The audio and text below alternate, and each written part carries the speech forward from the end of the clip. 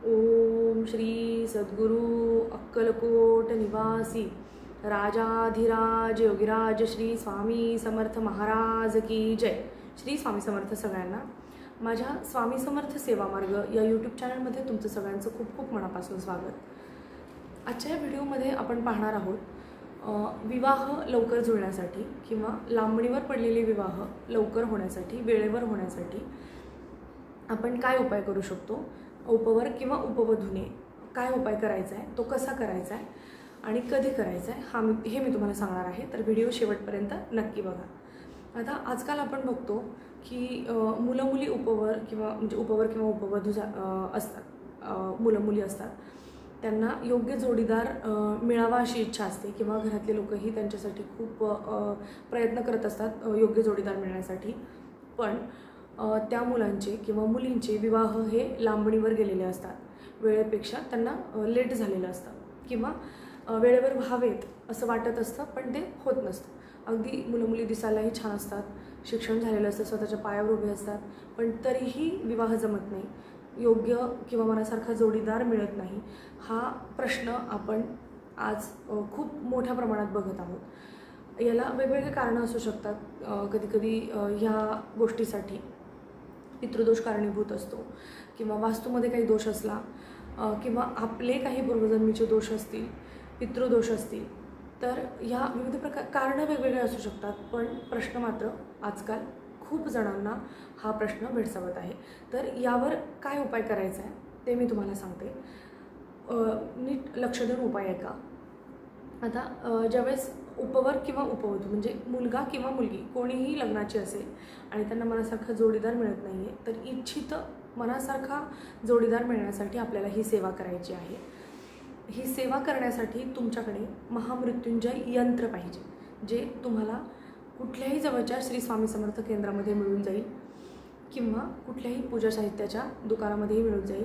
पण शक्यतो आपण कुठलंही यंत्र किंवा कुठलीही वस्तू घेताना जी पूजेसाठी किंवा सेवेसाठी आपल्याला लागते ती शक्यतो आपण स्वामी समर्थ केंद्रामधूनच घेतली पाहिजे। कारण जी ती वस्तू आपण किंवा यंत्र आपण घेत असतो त्यामध्ये आपल्याला तिकडून आलेली असते। सो महाराजांचा आशीर्वाद आपल्याला त्याच्यामध्ये तेवढ्या प्रमाणात प्राप्त झालेला असतो। मग ती सेवा आपल्याला लवकर फळदायी ठरते आणि लवकर आपल्याला त्या सेवेचं फळ मिळत असतं। म्हणून शक्यतो केंद्रामधून घ्या। नाहीच मिळालं अगदी तर तुम्ही इतर दुकानातून घेतलं तरीही चालेल। तर महामृत्युंजय यंत्र तुमच्याकडे असायला हवं।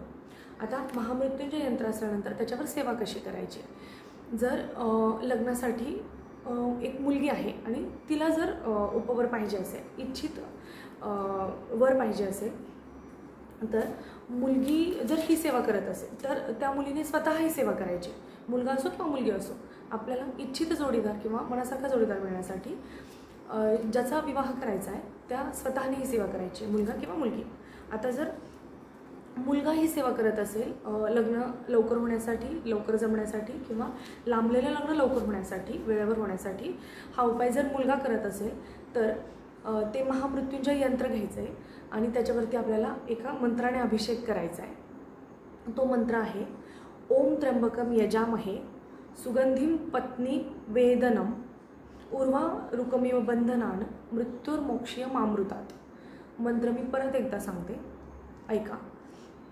ओम त्र्यंबकम यजामहे सुगंधिम पत्नी वेदनम उर्वा रुकमिव बंधनान मृत्युर्मोक्षीयमामृतात। हा मंत्र तुम्हाला एक माळ त्या महामृत्युंजय यंत्रावरती अभिषेक करायचा आहे। अभिषेक करताना जर तुमच्याकडे गळतीपात्र असेल तर तुम्ही ते गळतीपात्र ठेवून तो अभिषेक करायचा आहे। गळतीपात्र नसेल तर तुम्ही पळीने किंवा चमच्याने त्या यंत्रावरती एका ताटात किंवा एका डिशमध्ये तुम्ही ते यंत्र ठेवा आणि त्याच्यावरती तुम्ही अभिषेक चमच्याने किंवा पळीनेही करू शकता जर तुमच्याकडे गळतीपात्र नसेल तर।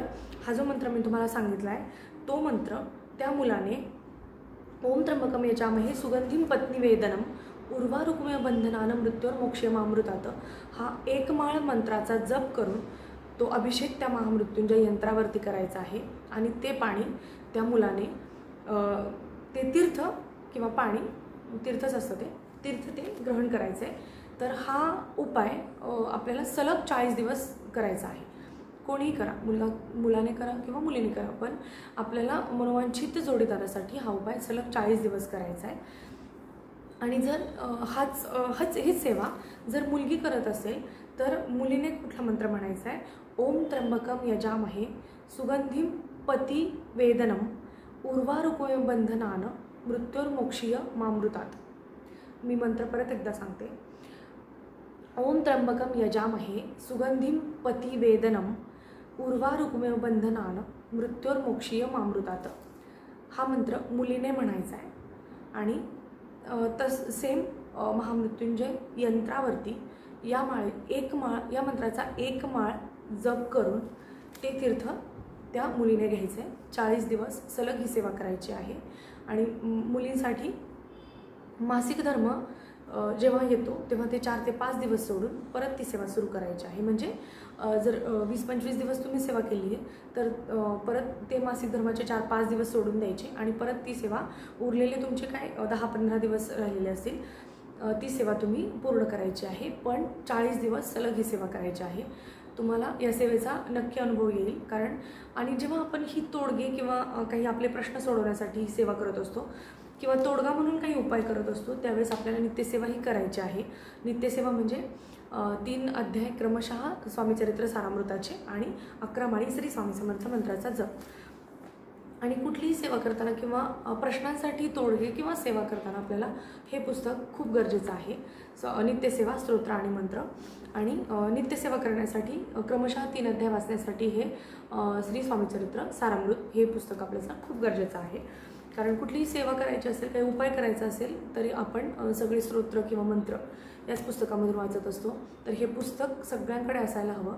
कुठल्याही जवळच्या स्वामी समर्थ केंद्रामध्ये तुम्हाला मिळून जाईल ते पुस्तक. तर ही लवकर लग्न जुळण्यासाठी किंवा लांबलेले लग्न लवकर होण्यासाठी किंवा विवाह इच्छुकांचे लग्न वेळेवर होण्यासाठी हा उपाय तुम्ही नक्की करा.